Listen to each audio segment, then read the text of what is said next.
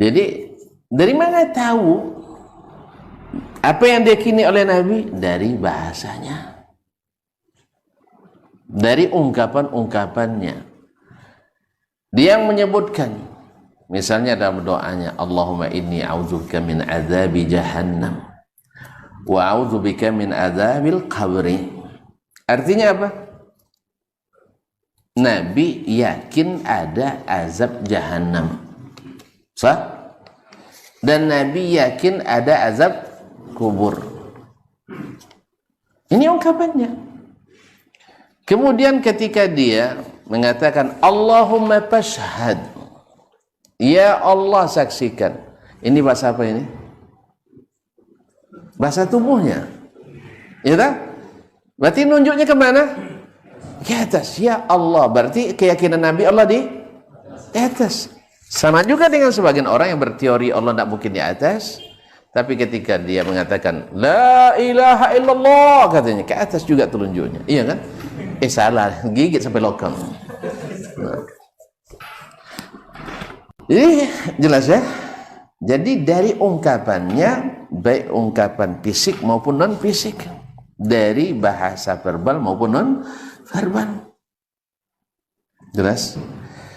Lalu para ulama mengumpulkan semua yang datang dari Nabi Sallallahu Alaihi Wasallam berupa perkataannya, jelas, kemudian perbuatannya, kemudian persetujuannya, maka mereka dapatkan Nabi Sallallahu Alaihi Wasallam mengatakan, sering mengatakan, irham man fil ardi yarhamkum man fis sama. Sayanglah kepada yang di bumi, niscaya yang di langit sayang kepadamu. Siapa yang dimaksud yang di langit? Ya Allah. Berarti Allah di langit. Ini tidak menerima ta'wil, karena dalam ilmu nahu, apa nih nahunya Pak dia? Nah, ilmu nahu yang nama isim mausul itu tidak ditakwilkan, menunjukkan zat, tidak menunjukkan sifat. Jadi isim mausul man itu lizat, berarti zatnya di langit. Jelas ya? Kemudian Allah, kata Nabi mengatakan, wallazi nafsu Muhammadin biyadihi, demi zat yang jiwa Muhammad ada di tangannya. Berarti Nabi menyebut dia punya tangan. Beribu dalil tentang itu dikumpulkan. Ketika ada seorang jariyah yang nak diberdekakan, ditanya, ya, ainallah, dia nunjuk ke langit. Berarti Nabi iyakan, berarti persetujuannya menunjukkan semuanya ke situ. Berarti inilah agama Nabi SAW, diketahui dari hadis-hadisnya,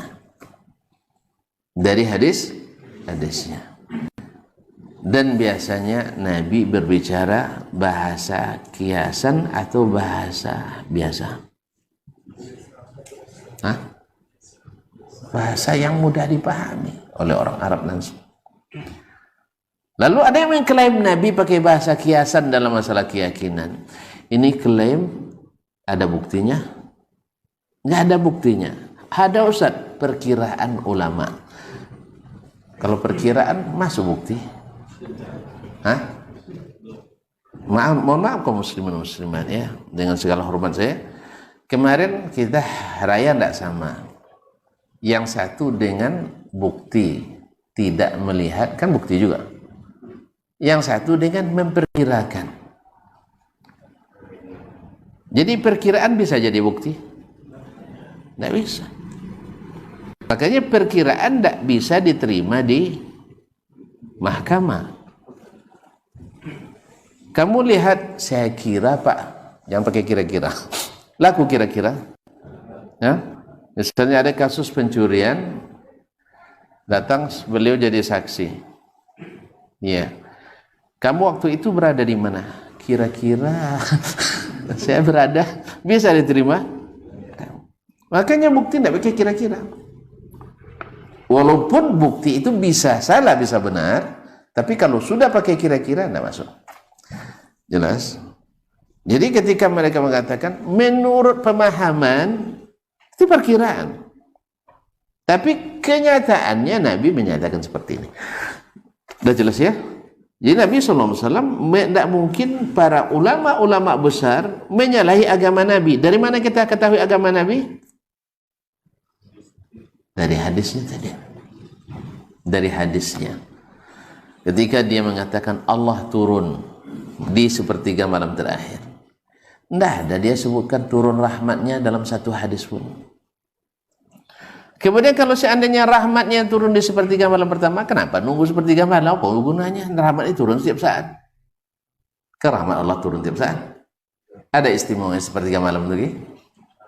Tidak ya? Ada istimewanya lagi? Tidak ada. Makanya malas kita bangun di sepertiga malam. Apa sebab? Akan tunjuk itu lain. Nanti bukan majelis ilmu, kajian subuh dah turun juga rahmat.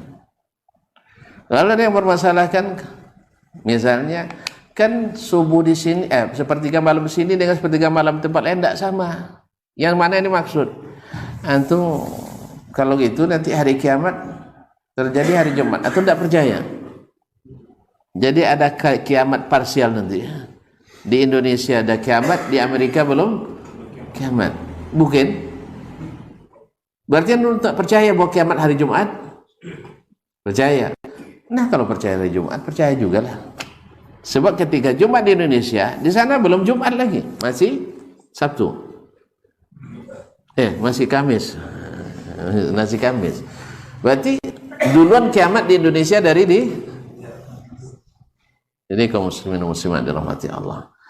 Inilah gara-gara beragama main akalan, tidak mengikut apa yang disampaikan. Sebenarnya agama ini mudah. Kalau bukan karena banyak yang mengingkari sekarang, saya tidak membahas ini juga. Tinggal baca Quran, kita aminkan, kita aminkan. Cuman karena banyak yang main akal-akalan, terpaksa pula kita bantas akal-akalan itu juga menggunakan cara berpikir yang sama. Makanya kawan-kawan kadang ini Ustaz banyak pakai logika katanya. Memang tidak boleh pakai logika. Antum melawan orang yang pakai logika tentu pakai logika juga. Masih ingat kisah profesor yang mengingkari iblis takut masuk neraka? Masih? Dah lupa juga. Masa diulang-ulang terus? Profesor bilang iblis itu tidak takut masuk neraka. Pasalnya asalnya dari api. Api ketemu api tidak perlu takut. Untung di situ ada yang cerdas, yang berakal lebih cerdas si profesor. Kalau gitu, Prof, manusia berasal dari apa? Dari tanah. Batu bata dari apa? Dari tanah. Sekarang saya lempar kepala profesor batu bata, mau nggak? Jelas ya? Karena main akal tak sehat. Masalahnya akal tak sehat. Iblis tak pernah bilang dia tak takut masuk neraka. Iblis saja tak bisa mengungkapkan itu, masa dia pandai mengungkapkan? Berarti lebih iblis dari iblis.